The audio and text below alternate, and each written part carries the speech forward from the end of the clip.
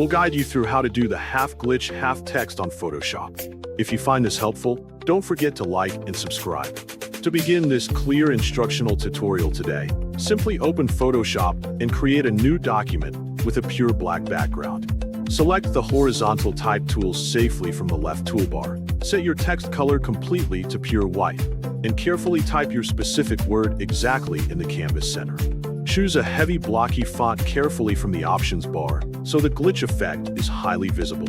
In your Layers panel, right-click the text layer and smoothly select Rasterize Type to properly convert it into a standard image layer. Safely duplicate this layer directly by pressing Ctrl+J. A new layer named Copy will instantly appear.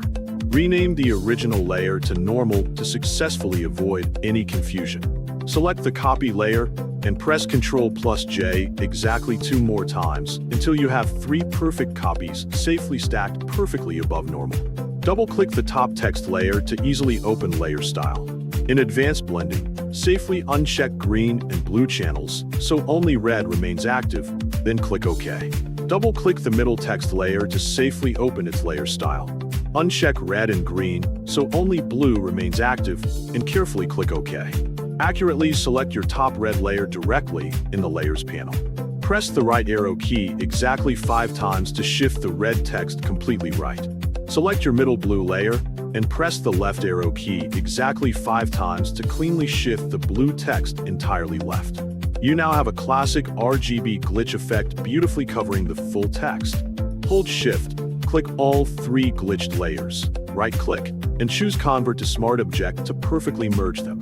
With the Smart Object securely selected, accurately click the Add Layer Mask icon at the panel bottom. Firmly click the white mask thumbnail to completely ensure it is active, then select the standard pen tool.